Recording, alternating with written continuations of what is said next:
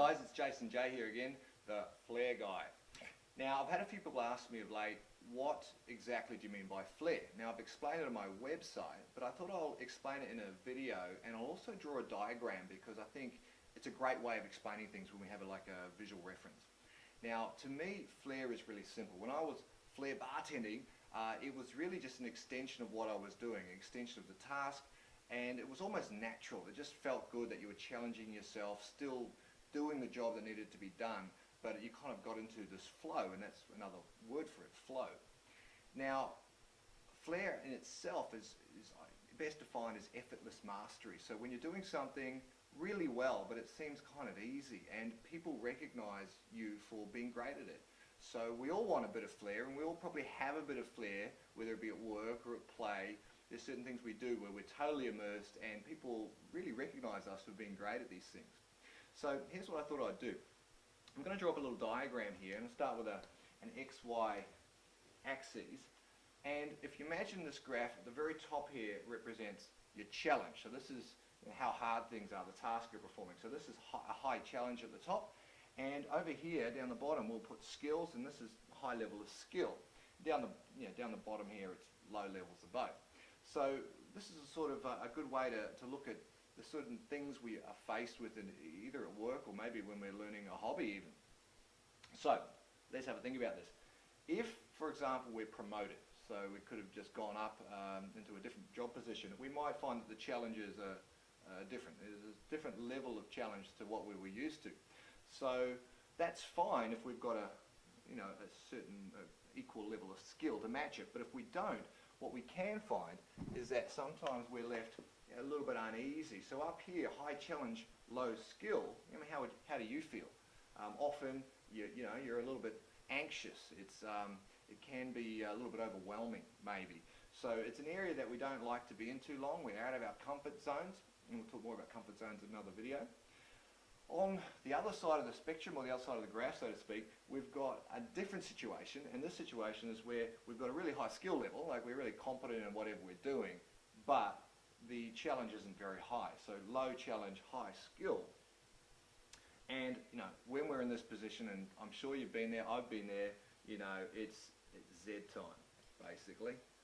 We kind of just go through the motions and probably start looking around for something else to do, to be honest.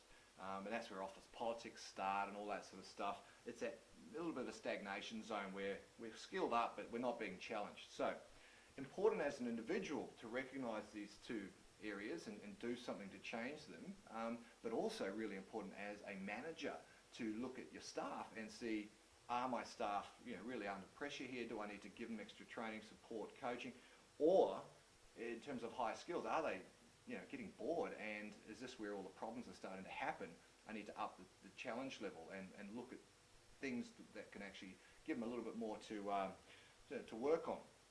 Now, right up the middle here, and this is where I get to the Flair bit, right up the middle here is a channel.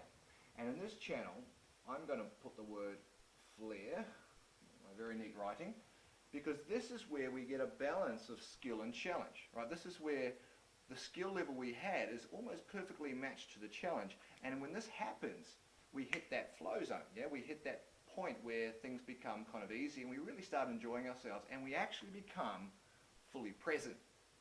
And that's a good feeling.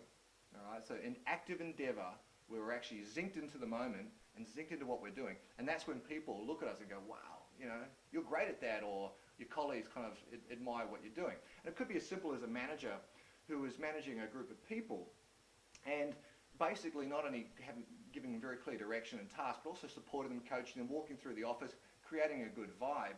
This manager could be seen to be managing with Flair, and all the staff are responding accordingly because he or she's doing a great job.